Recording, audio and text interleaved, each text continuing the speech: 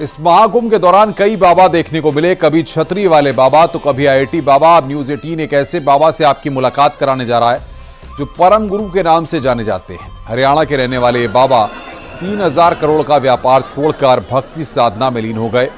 अब भक्तों को प्रभु का प्रवचन भी सुनते हैं। कहते हैं कि जेल में जिंदगी ही बदल गई। कौन है ये बाबा और सीएम योगी को लेकर क्या भविष्यवाणी कर डाली, आइए देखिए। 3000 करोड़ की संपत्ति वाले बाबा यानी योग बाबा आज हमारे साथ हैं। इनसे बात करते हैं, जानने की कोशिश करते हैं कि ये धन दौलत क्यों छोड़ा, जेल क्यों गए और कैसे इस अध्यात्म क्यों आए। महाराज जी, स्वागत है आपका न्यूज 18 पर। धन्यवाद। महाराज जी, बताइए अपने बारे में कुछ जरा। देखिए, क्या बताएं, अब लोग बोलते हैं कि ठग है, ये है, वो है। मैंने व्यापार किया तब मेरी कोई ऐसी मंशा नहीं थी कि ऐसा मेरे पर फ्रॉड का ठप्पा लगेगा। लेकिन वो कंपनी थी, नेटवर्किंग कंपनी थी, एमएलएम कंपनी थी और उसमें काफी बड़ा बिजनेस हुआ। और जब उस कंपनी में सैकड़ों लोग करोड़पति बने, जिनको मैंने, ये मेरे अपने हैं, जो एम्प्लॉय भी थे, नेटवर्कर भी थे, डिस्ट्रीब्यूटर थे, और आज वो भी मेरे अपने नहीं है। तो भगवान ने मेरी आंखें खोली है, इस संसार में कोई अपना नहीं है, सिर्फ परमात्मा के सिवा कोई अपना नहीं है।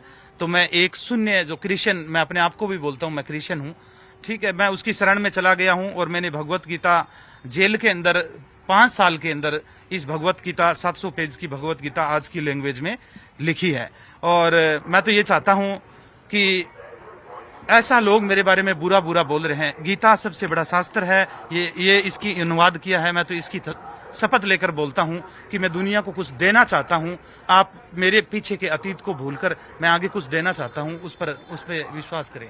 और आज सुबह सुबह मैंने ध्यान लगा रखा था, तो अगर आप चाहो तो आज मैं एक यूपी के लिए भविष्यवाणी करना चाहता हूँ। मैंने ध्यान लगा रखा था, शून्य था, मैं नहीं था, बिल्कुल शून्य था। और अंदर से शून्य से भगवान श्री कृष्ण की आवाज आती है कि यूपी के अंदर फिर योगी जी हैट्रिक लगाने वाले हैं। एक व्यापारी, एक इंडस्ट्रियलिस्ट, एक बिजनेस टाइकून अब योग की तरफ मुड़ गया। कहीं ऐसा तो नहीं कि जेल गए उसके बाद आपको याद आया? नहीं, जेल के अंदर सच्चाई का सामना किया, अकेला रहा मैं 4.5 साल तक 8x8 की चक्की के अंदर।